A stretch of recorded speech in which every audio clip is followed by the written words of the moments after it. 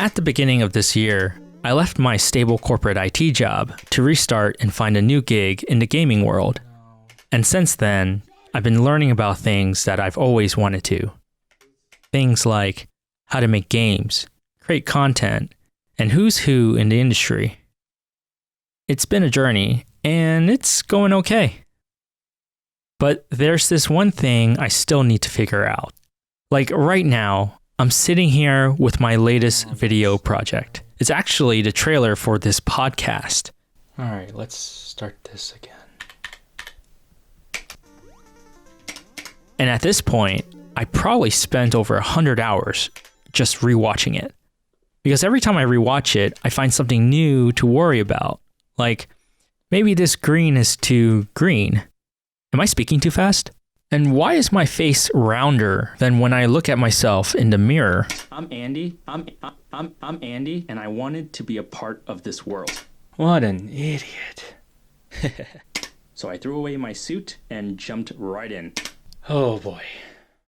And so I got to a point where I had to walk away, take my eyes off of it. And then I ran into someone else who had a similar problem on one of their own video projects.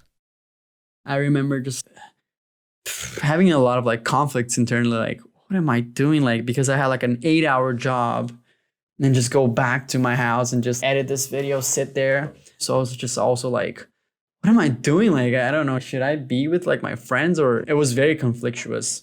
That's Andre Cardoso, describing a particular project he worked on back in February 2019. Andre's a game developer, originally from Brazil.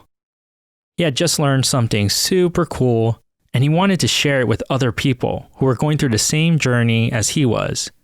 So he decided he wanted to make his first video. A video he's already spent a month on. Oh my God, like, yeah, it took me so long, and I had like this microphone. Some setting of it was wrong, but in my headsets, it sounded great. But then when I put it like on a phone, it was bad. Like recording this whole process of like trial and error to then have to edit this crazy thing. I was holding upon this video, holding, like trying to edit these things. And there was one night where I like gave up on the editing and went to a social event. So just like me, Andre walked away from his video project. Although, unlike me, Andre had friends to go hang out with. I needed to know if Andre ever got back to that video. If there was anything he encountered that could help me with my own problem. What did it take to finish it? Was it worth the trouble in the end? And what's a social event like?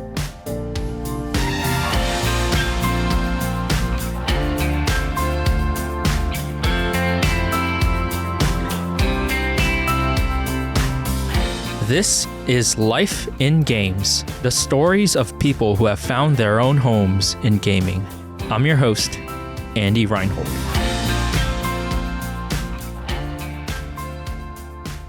Andre's roots are from Brazil.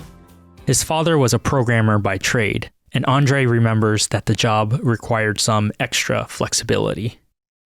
My parents moved around a lot. There is a certain impact like in my life because just moving a lot, I used to like grab upon video games to like follow me, right? Entertain me and be there. I think the first time I played Mario Galaxy on the Wii, it was like this magical experience.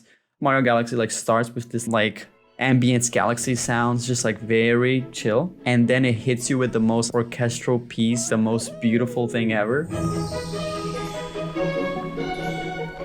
And I was like, oh, let's go, Mario Galaxy vibes. It was great. It was amazing. And it was these epic moments like the ones from Super Mario Galaxy that really stuck with Andre. So much so that he wanted to create these moments himself and to share that same experience with other people. And this took him on a long path of discovery. Andre got proactive and started learning about game development as soon as he could. And growing up in Brazil, he didn't really have to go too far to get started. Home was an inspirational place.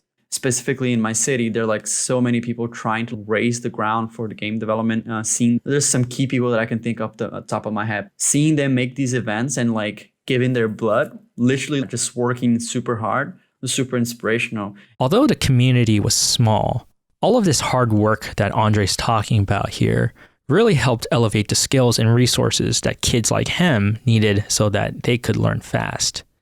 Andre started learning how to use a program called Unity. It's a free-to-start game engine developed from Unity Technologies. And game engines like Unity help brand new developers like Andre because they provide a ton of this technical heavy lifting in the back end. This way, Andre can focus on what's important, making really awesome games. Unity is used a lot. It's used for games like Overcooked, Pokemon Go, and even Google's DeepMind, that very famous AI you might have heard about that conquered Go, the ancient Chinese board game. But Unity was headquartered in Denmark, and Andre was in Brazil. Still, the game dev community in Brazil would come together and share knowledge, challenge each other, and have fun making games.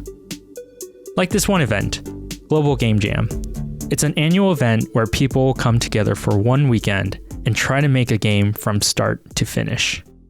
So there was this one particular Global Game Jam edition in my city, Recife in Brazil. There's like basically like so little community just starting to grow. And I thought it was almost non-existing, like this is my bubble. There were not a lot of musicians because ideally you have one musician to each group. So what happened in this game jam is the musicians gathered together and they made a table of musicians. So basically what they did is, hey, if you need anything, you just come to our table. It's this space where like 60 people were. So it's not too much, it's not too little. Like it's enough for this interaction with like people. So there's like the musician aisle, and the dynamic between the groups was like so intimate because our city is the way it was and the community was the way it was, that it allowed for such dynamic conversations and spontaneous conversations. And I remember just thinking that was super cool. I met a lot of people that I still know to this day. And there was like one of my friends, Danilo, he's like on front of it. And you could see that he was like super tired, but like the balance between his excitement, you could barely see any like tired just expression because he was so happy and just working through his day. And I remember just in that specific event feeling like, damn, okay, there's a community here. We can do like whatever I can do. And so that's when I really got involved and started like doing whatever I could do. Global game jams can be known for 48 hours of not sleeping, stuffing your face with junk food and energy drinks, and a lot of frustration when your code isn't working. But to many, game jams are all about learning from your mistakes, meeting people, and just having fun with the community. And for Andre, each event was a step closer to recreating those epic game moments he wanted to share. So he kept getting involved with the community and joined more and more events. An event that was a little bit bigger, like has like a government sponsorship, so we could pay for people's flights. And so we brought some really key developers from Brazil. So São Paulo, Brasilia, like some other cities. And I remember meeting some amazing people that did like some really big games, like really big hits. Oh my God, these people are Brazilian. So cool, amazing. Afterwards, being so close that I was with the like organization, like I would usually just hang around with these people, just like, hey, eat some pizza, whatever. And these people are like the most horizontal people I've ever met. And whenever we're going inside the industry, we always start from this point where like you always look above, right? Like these geniuses. And the reality is, of course, they are brilliant, they are talented, they're amazing, but most of them are like so sweet and so welcoming. And I think that event in general was also like, damn, this is really cool. As Andre grew in skill and in height, he was beginning to see some limitations to how he was progressing on his journey.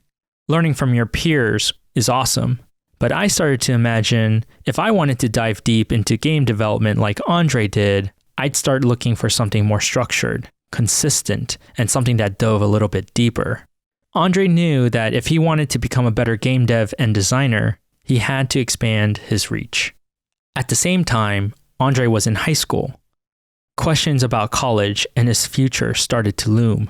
I think there's this big pressure of knowing what you want to do as soon as you can. So when we were very young, we already start thinking of what we're trying to do. And since I was very young, I sort of already knew that I wanted to do something in like computer graphics, because I was just this like huge nerd of Illustrator, Photoshop. I was like learning how to do stuff on my own. I was very tech savvy since I was young. I also was doing some music stuff, like, yeah, just some like guitar, like not complex stuff, just hobby wise. But I was like really careful with presentation, and I would love like doing all these things and designing and projecting or whatever. And when I was looking for what I wanted to do, I did notice that like games are the big junction of all my beloved forms of art and entertainment, right? It's like music, presentation in terms of graphic design, or projection in terms of game design. I knew I wanted to do something game design or like games. And it was very conflictuous because I would never know if I wanted to be part of the art aspect of it. Andre wasn't sure on what he wanted to do. We've all been there, wanting to make sure we do the things that make us happy, but still wanting to make sure we're stable and set ourselves up for future success. From the beginning, Andre wanted to recreate those epic game moments, like the one from Super Mario Galaxy. But, you gotta find a way to feed yourself until you get there. So Andre asked for some advice from someone already close to him, someone who he saw was already successful. My dad is a programmer, and then I would just see his screen and just go like I'm so different. I thought I'm so different from my dad that there's no way I could ever like look at a screen, go beep, beep, beep, beep, beep, and do whatever stuff. As just like a kid, access to game education is not like that great. Even though I was very lucky and privileged to do some stuff, I was always scared. And I would always approach my dad in the sense of like, I don't know if I should be achieving this. Do we even have a community and industry here in Brazil? So do I have to work my way to like go somewhere else? I want to be able to pay my bills, or I don't know. But my dad was always like the person where like basically always told me like, if I did something well, then the results come independently, right? Doesn't really matter.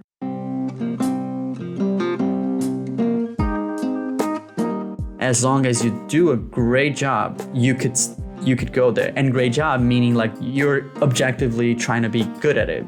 So it was really important, I think. And I think, yeah, super grateful for that. And definitely a life changer. And with that little bit of a nudge from his programmer dad, Andre got the push he needed to pursue a formal education in game design.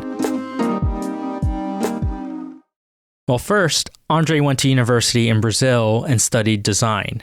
Not game design, just design in general. There actually wasn't a game design program there, so he picked a somewhat close second. I was like doing some courses, like designing chairs and stuff and whatever. And I was like, who am I trying to lie to? And I realized at this point, I was like, I don't know, like I might fail everything, but I honestly just want to like not do this. I just want to work with games somehow, some way, programming, art.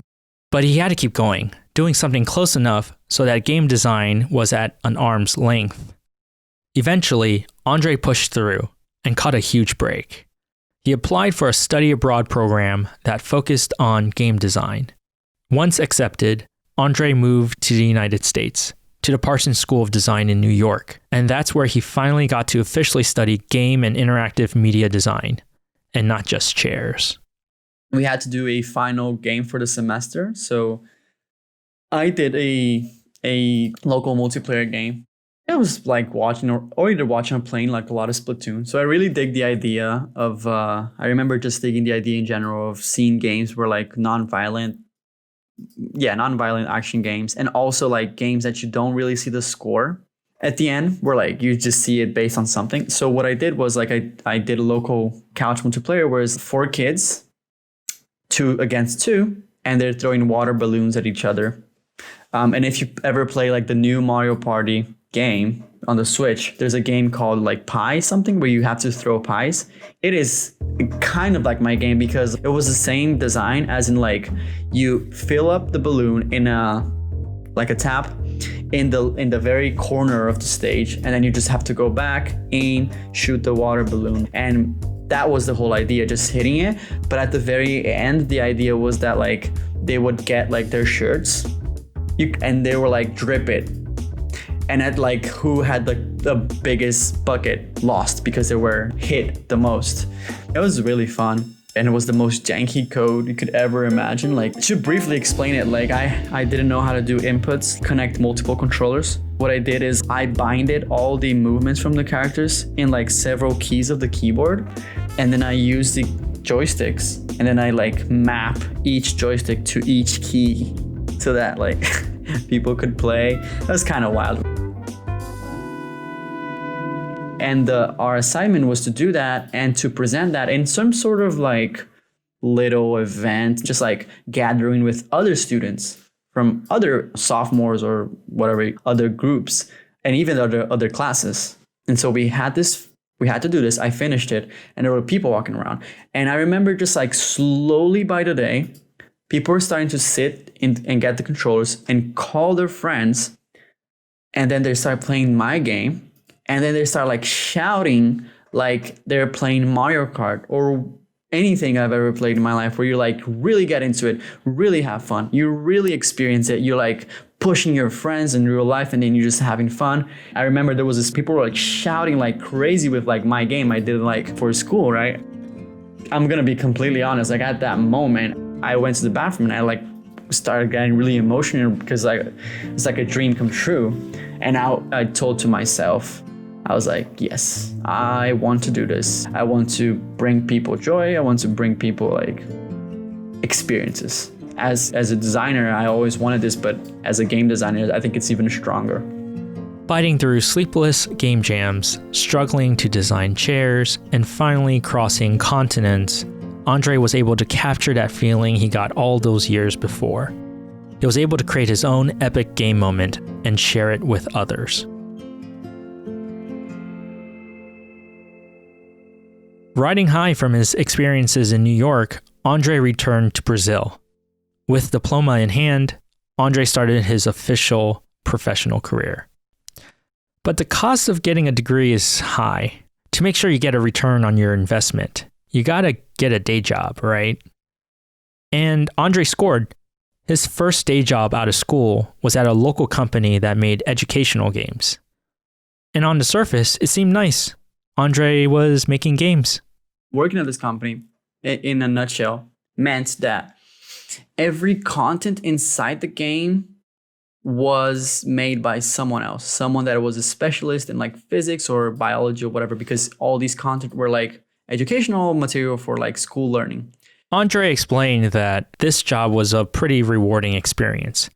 He didn't tell me too much about it, just that he learned a lot about working together as a team, helping users learn and grow. But educational games serve another objective, to educate, right? Sometimes entertainment can get put to the side. And this is where I can imagine Andre getting a bit bogged down. Andre's working in an office, and in many offices, there's politics, strict policies, those kinds of things. And there's always people that thrive in these kinds of places, right? And this is where I like to introduce to you people like Andrew B. Reinhold, PMP, Project Management Professional.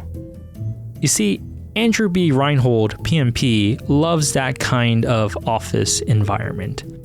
And in an imaginary confrontation between Andre and Andrew B. Reinhold, PMP, you can imagine some uncomfortable scenarios. Andre, this minigame is too fun and distracts from the lesson, says Andrew B. Reinhold, PMP. Andre, these clouds need to be more gray, drones Andrew B. Reinhold, PMP. Andre, I reprioritized your user stories so that you can change the character dancing animations to a thumbs up instead. You can do that this weekend, right? Andrew B. Reinhold, PMP says as a statement. Of course, Andre is a kind person, so he never told me that any of this actually happened. I would go to my job. I hate my job and just be like, as a robot automatically in my job. But at the same time, I actually, I'm not too ungrateful. Like the actual job like taught me a lot. Of course, there was a moment I was unhappy, but the unhappiness really just pushed me. Like, I'm just gonna do other cool shit.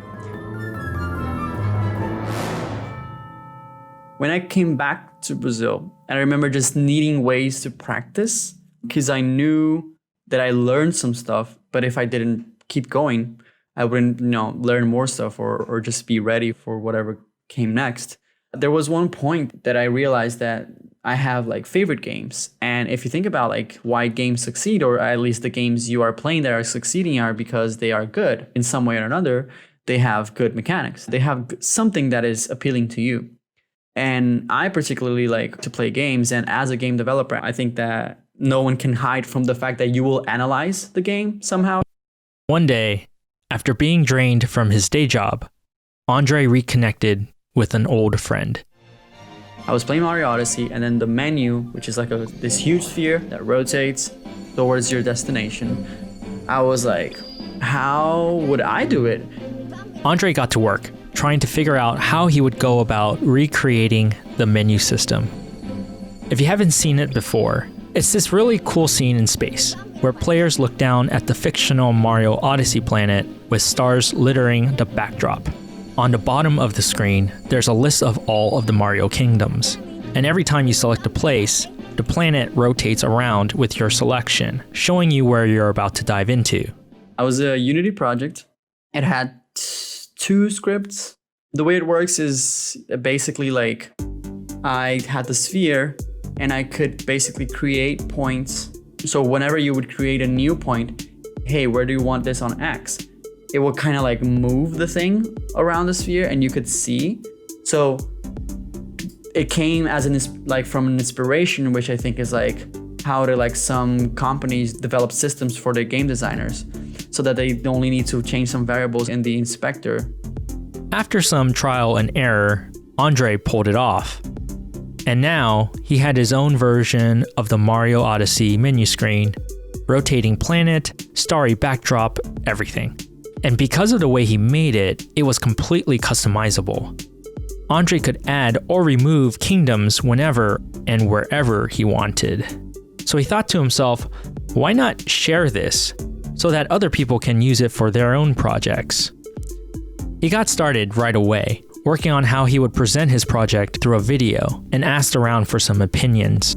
And I told that to like some people, and I remember just like bringing this to people. Like I did like a GitHub repo and just showing to friends, and they were like, I think it's interesting the fact that you like approach it more of like, I was like, how would I do it? It's not like how do you do it? It's more like how would I do it? Because for me, until this day, there is no absolute truth on how to approach things.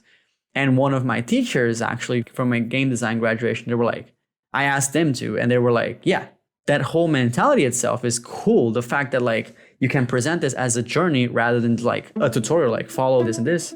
Andre got to work immediately. The mission: produce that video. It must share the journey of how Andre recreated that Mario Odyssey Kingdom Select screen, and it must meet Andre's strict quality standards.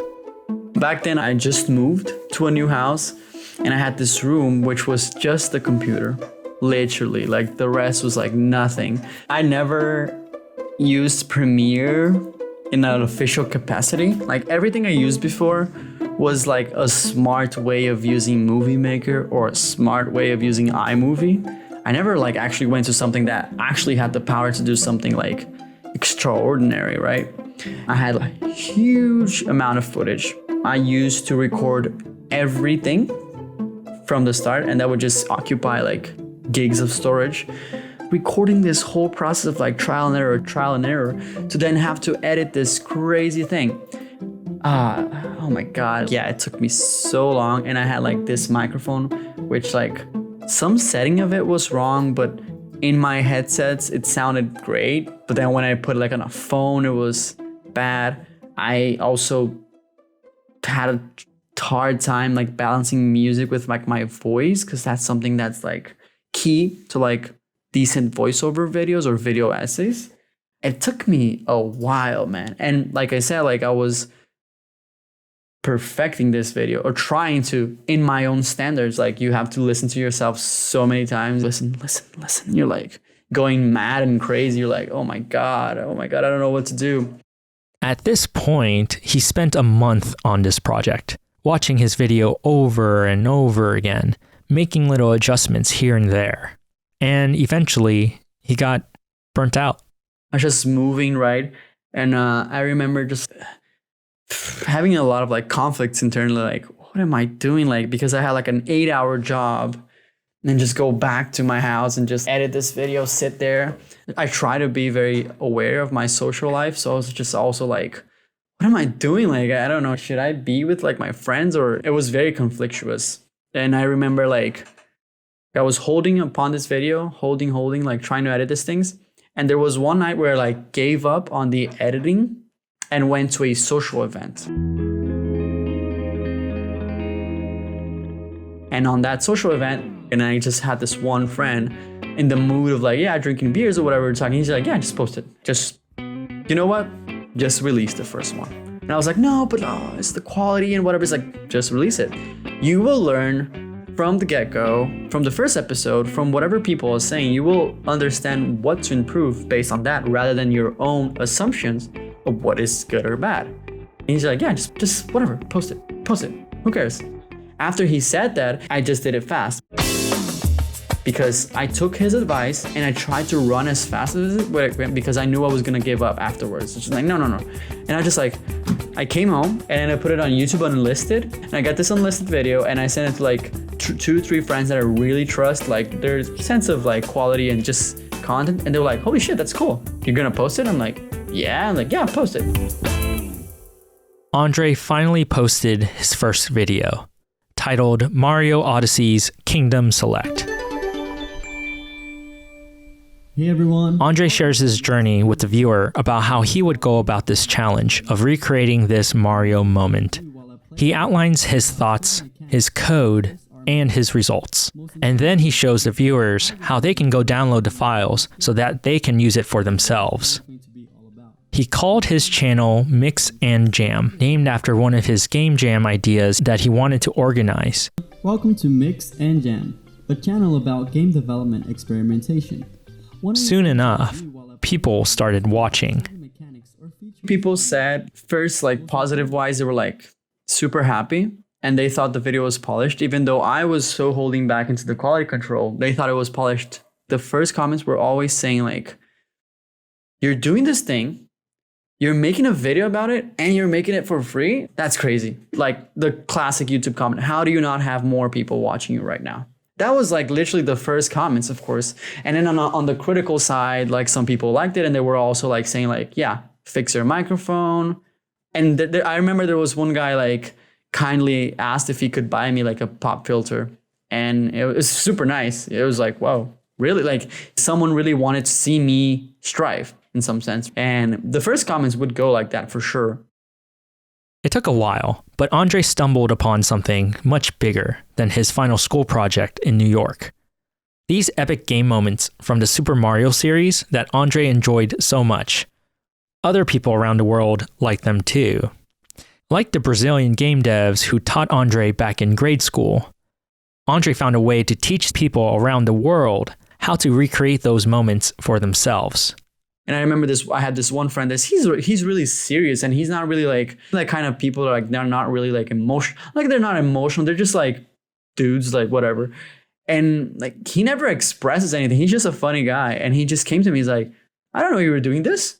And he just straight up said like, this is cool, dude. Holy shit. Like it takes a lot for someone to stop, like someone like that to stop and be like, dude, this is fucking shit. Like people that never take this seriously. And I was really touched. I was like, holy shit, that means a lot. Like he just like, dude, this is amazing. And I was just really inspired. And I went into this whole focus phase where every time I like left my job, I would just go home and think of the next Mix and Jam and not sleep very well. And then, yeah, I immediately started working on the Smash Brothers one.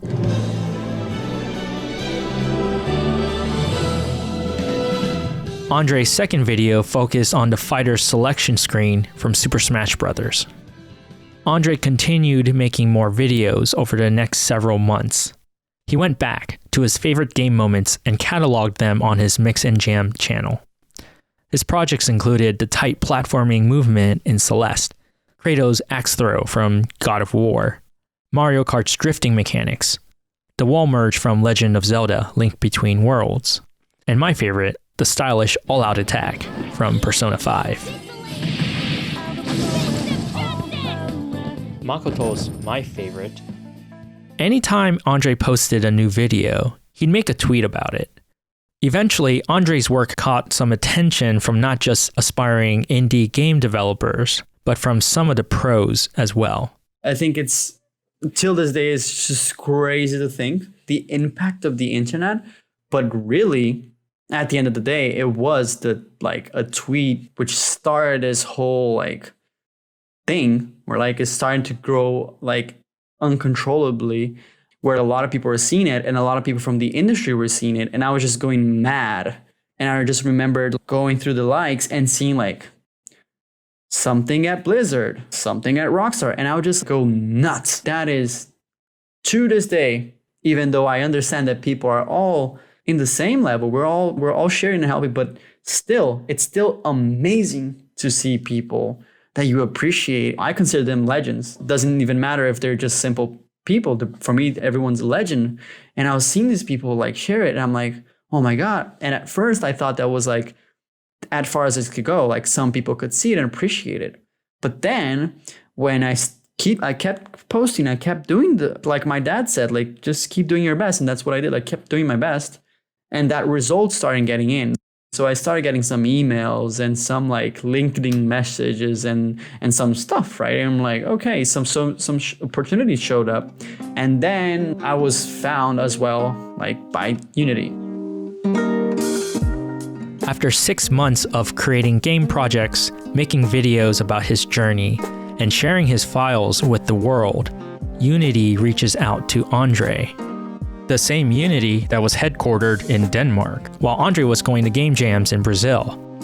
The same Unity that Andre was making his game projects and videos about. Unity wanted Andre to keep doing what he was already doing, just at an official capacity. And when we were doing the whole process of asking if I went to hire and some protocol interviews, they asked, hey, our headquarters in Denmark. Would you be willing to go to Denmark? And I was like, fuck yeah. It's just I don't know. I'm a very adventurous person. I'm not I love everyone around me, and I'm a very people's person.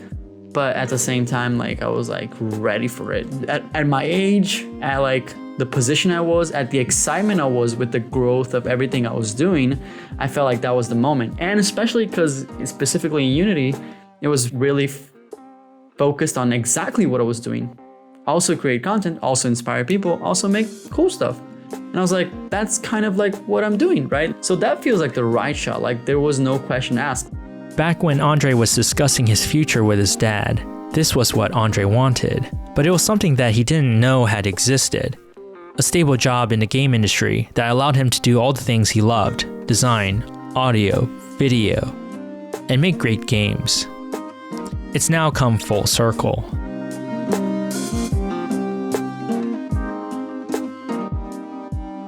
Once the formalities were complete, Andre started his preparation to cross the ocean again.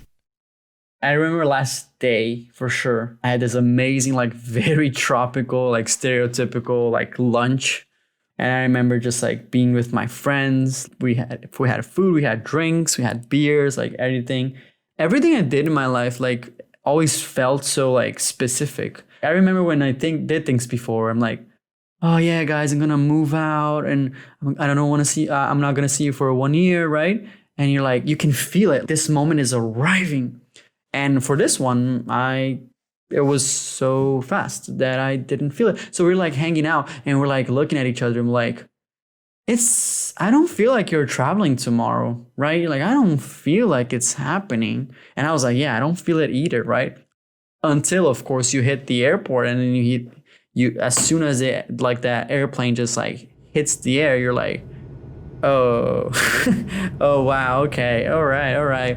I was feeling 100% optimistic, but I was like, I just did not know what to expect. I guess every time I traveled or done something like that, I had enough time to even start thinking of like how the university would look, how the people would look. And this one, I did like little, I think my parents did more research of like on Copenhagen in general than I did. I was just going somewhere, like I was just going. So the feeling was like, I'm going to this thing. And it really seemed just like a travel at first, like a temporary travel, to be honest. It felt like just this quick opportunity. It didn't feel like this thing which is going to change. Like, I'll be right back for sure. That's how it felt. I remember like arriving, I think that arriving, not even in the airplane, but arriving at the city was like the most shocking because the culture is so different from everywhere I've been. Like everyone biking in the streets. Immediately, as soon as I got, like you could see all that difference culturally. And I was like, is this where I'm gonna live? Whoa, it's crazy. Like it, I think I still to this day, I still look to my wife and I go like, do you believe that we live in Denmark? That's kind of wild. But I really feel at home at Unity. I love the people I work with, and I'm getting some friends here too as well. So it's pretty cool. Andre now officially works full-time at Unity, creating content on how the Unity engine can help any game developer create their own games.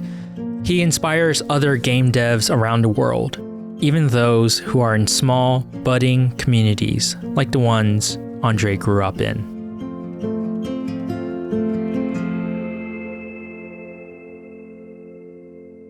When I first heard of Mix and Jam, it was when I was trying to make my own games. So when I scored an interview with Andre, I knew that I had to take advantage of the time to learn from his experiences. And I told him, I too wanted to share some epic game moments, stuff that I had swimming in my head for a long time. If I wanted to do it right, how should I do it? I always try to remember of this, my first friend that said like, just post it. I don't know, just do it. So doesn't matter if your microphone is not great. Of course that counts into the quality, but you will learn those things. Something my teacher from the exchange program said to me, and he did like a slide. He said this to all the students. And we thought this was going to be this big ass slide about like game design and game development. And the first slide was like, do you want to make good games? And the second slide was make games every day. And then he ended up, and then the rest of the class was just a conversation. Like the big ass slide that everyone thought it was going to be, it was just like, hey, you want to be a good game developer? Just make games every day. And what he meant by that is like, it's not make full-fledged games every day. He meant like, try to make things every day, because you will fail so much and you will learn so much and you will like start knowing things that you like, that were not part of your language and now it is, right? Like I had no idea like how to explicitly explain what is a shader, what is a script, what is a ambient occlusion, right?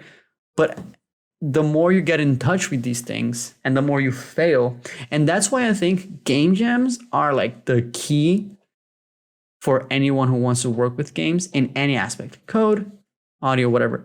Because in game jams, you have that short burst experience of everything that the industry has in a weekend, more simplified and doesn't have the consequences maybe that the industry might have of like failing and stuff. If you're actually working on it, go to game jams. Like honestly, every game jam that you find, just go to game jams, because you will. And I did fail so bad.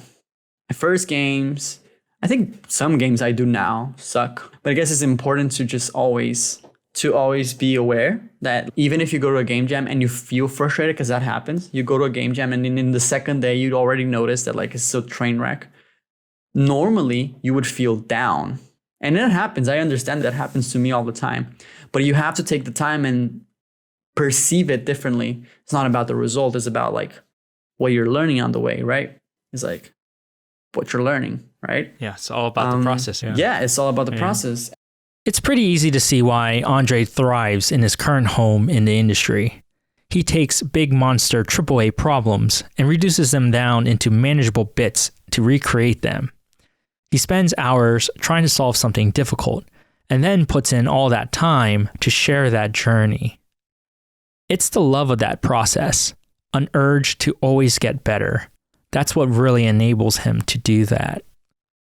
But when he gave me this answer, I had a feeling that there was something else that really helped elevate him to the next level. I mean, I think I loved the learning process too, right? Like, what makes things so different for me?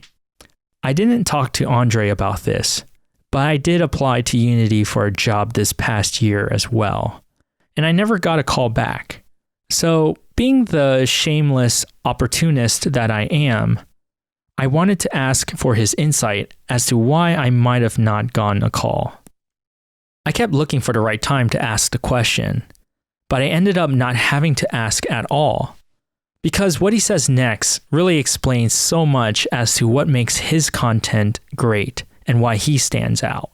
I think you need to be extremely humble. I think it's easy as a game dev, designer, composer, to feel that you have a better perception of something. It's super easy to fall into that trap. Like, it's clearly that, like, you could say, it's clear that my idea, that I understand my idea, of course. Come on. And I've played, 10,000 Zelda games, so it's clear that I know how to make a dungeon. I don't know, something like that. But it's really important to learn that, like, you will learn every day. So you have to put your head the same level as everyone, honestly. Because if you're humble from the get-go, people will be willing to help you. You will be willing to help people. And honestly, that's the way you learn. If someone goes to you, goes like, hey, dude, can you help me with this thing? I've seen your code, and if you're willing to share it, perfect. Because that will return to you when you're in need. I definitely want to grow personally in more opportunities and more challenges in terms of game dev. But I do think that a lot of my mission that I want to do as well is I want to send back. There's so many people that need it much more than I did. And I think it's important to recognize some privileges that I had during the period of learning to be a game dev, which a lot of people don't. Not only because of, the country, but also because of other matters. For instance, if we make projects and bring more people of color aboard and tend to bring more women into the gaming industry. And I think that's the future, because ultimately, I want to help the kids that were just like me, like that felt like, dude, like literally there are all these like people doing like these legit jobs and I will fail or I won't be able to study. Like, that's the future, man. Like, sure, like I can be working at like a new place, a cool place that I always like, Nintendo. Yeah, I want to work at Nintendo for sure. But is there a way that I can do that? But by also providing people with the same growth, people are like, if that can make people happy, then that's part of the community. That's part of being a community. It's like, all right, how can we share? And Mix and Jam is that a little bit. The way it works with this exchange is really important. So think of it as like people are as important for Mix and Jam success more than I am, because the way it works, I'm definitely not best coder. I'm definitely not best artist, but definitely or even video editor, that kind of thing. But it all comes together because people are like constantly giving feedback and you pushing it up. There's literally no growth of value if there's no one pushing you up, which I think people constantly do. And it's the best thing in the world, honestly. I think I'm grateful for people. It's beautiful. Game dev is just a form of activity that we, humans do to like give meaning to life. It's really just about life.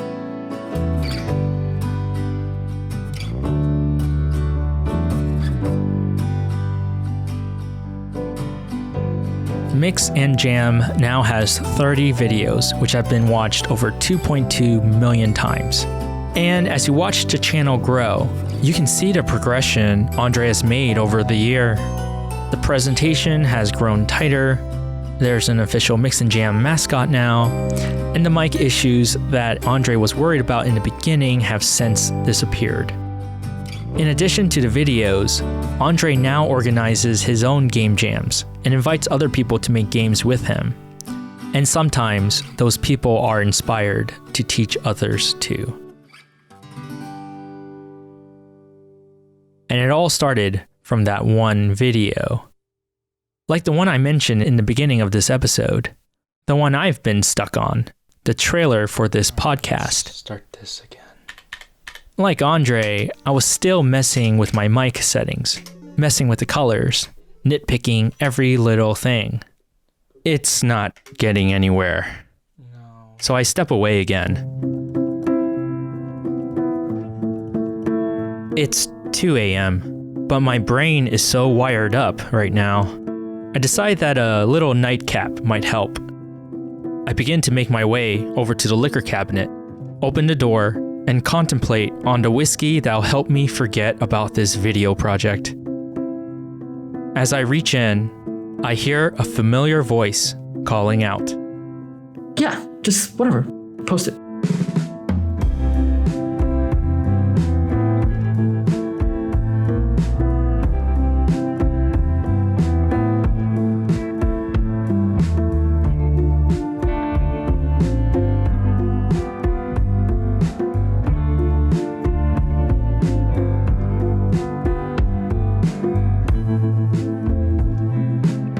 Episode 1, Jam Start. This is Life in Games, the show where I share the journeys of amazing people who have found their own homes in gaming. And maybe one day, both you and I can do it too. This episode was produced and edited by me, Andy Reinhold. Thank you, Andre, for sharing your story. Special thanks to my wife for the jalapeno cheese bread that she toasted perfectly for me this morning. If you want to hear more from Andre, we talk just tactics in our next episode, where Andre gives me much more advice on how to make it into the gaming industry as a game dev and content creator. The episode is available right here, right now, on whatever platform you're listening to. And in our next story, I learn how to be a Pokemon master. That's coming up next week. Follow Andre on his YouTube channel, Mix and Jam, or on Twitter at Andre_MC. And if you like the show, please follow us here and give us a rating or a like on whichever platform you're listening on. You can also follow the show on Twitter or stay up to date with the latest announcements at Shiba Break, because everyone deserves a break with a Shiba. Thanks for listening. See you soon.